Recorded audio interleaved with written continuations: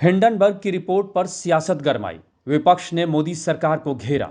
निशाने पर फिर अडानी ग्रुप और सेबी प्रमुख के बीच संबंधों का दावा। कांग्रेस ने की जांच की मांग। हिंडनबर्ग रिसर्च की एक रिपोर्ट में अडानी ग्रुप और सेबी प्रमुख के बीच लिंक होने का दावा किया गया, जिसके बाद से भारत में हड़कंप मचा हुआ है।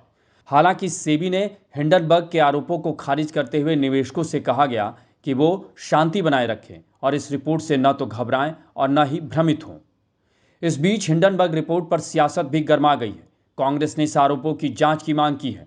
कांग्रेस सांसद और लोकसभा में नेता प्रतिपक्ष राहुल गांधी ने सोशल मीडिया प्लेटफॉर्म एक्स पर एक वीडियो मैसेज जारी कर इस मामले में 3 सवाल पूछे। राहुल ने पूछा कि सेबी अध्यक्ष माधवी पुरी बुच ने अभी तक इस्तीफा क्यों नहीं दिया।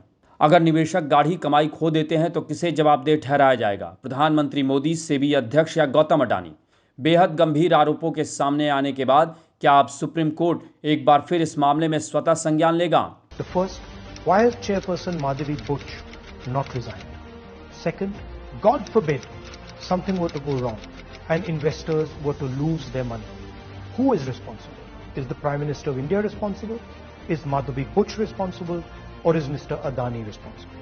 And finally, the Supreme Court has been looking at this matter. New allegations have emerged. Very serious, explosive allegations have emerged.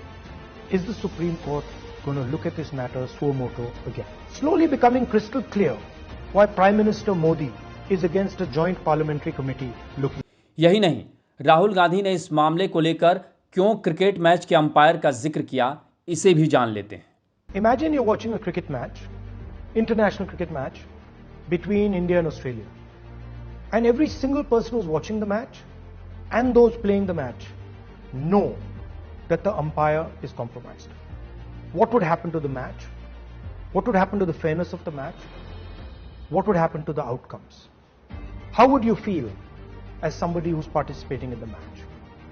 This is exactly what is happening in the Indian stock market. साथ ही राहुल ने आगे ये भी कहा कि अब ये बिल्कुल साफ हो गया है कि प्रधानमंत्री नरेंद्र मोदी जेपीसी जांच से इतने डरे हुए क्यों हैं और इससे क्या खुलासा हो सकता है।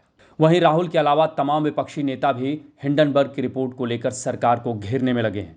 टीएमसी नेता महुआ मोइत्रा ने भी इस मामले में सरकार से कई सवाल पूछे, तो बीजेपी के राजीव चंद्रशेखर ने हिंडनबर्ग के आरोपों पर कहा कि यह एक साजिश है और कुछ ताकतें भारत की अर्थव्यवस्था को अस्थिर करने और हमारे रेगुलेटर, शेयर बाजारों और वित्तीय प्रणाली को बदनाम करने के लिए मिलकर काम कर रही हैं। अब उनका इशारा किस ओर है, इसे समझना मुश्किल नहीं, यानी अब इस पर राजनीति और गरमाने वाली है। दरअसल हिंडनबर्ग रिसर्च ने अपनी रिपोर्ट में अडानी ग्रुप और सेबी प्रमुख माधवी पुरी बुच के बीच लिंक होने का दावा किया है।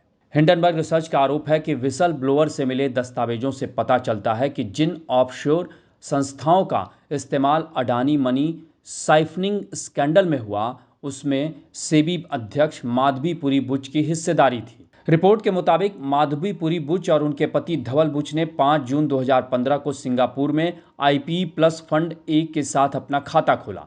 आईआईएफएल के एक प्रिंसिपल द्वारा हस्ताक्षरित फंड की घोषणा में कहा गया कि निवेश का स्रोत सैलरी है और दंपत्ति की कुल निवेश $10 मिलियन आंकी गई।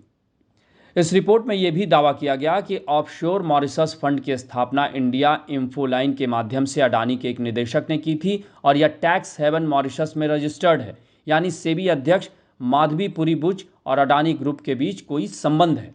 आपको बता दें कि इससे पहले हिंडनबर्ग रिसर्च ने जनवरी 2023 में भी अडानी ग्रुप को निशाना बनाते हुए एक रिपोर्ट जारी की थी, जिसके बाद अडानी ग्रुप के शेयर में करीब $86 बिलियन की गिरावट आई थी। तब सेबी ने भी हिंडनबर्ग को नोटिस जारी किया था।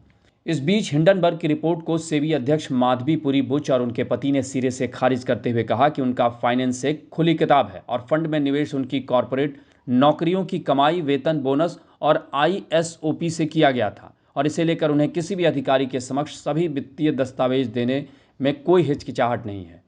इधर अडानी ग्रुप ने भी हिंडनबर्ग रिसर्च की रिपोर्ट को खारिज करते हुए इसे दुर्भावनापूर्ण बताया। साथ ही ये भी कहा कि उसका सेबी के अध्यक्ष या उनके पति से कोई संबंध नहीं है। उनका यह भी कहना है कि ऐसे आरोपों को सुप्रीम कोर्ट जनवरी 2024 में पहले ही खारिज कर चुका है।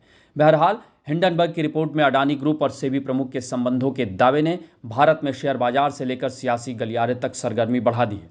जरा सोचिए, संसद का मानसून सत्र समय से एक दिन पहले खत्म हो चुका है, नहीं तो अंदाजा लगाइए कि इस समय संसद में कैसा हो हंगामा मचता और सरकार के लिए कितनी बड़ी मुसीबत होती।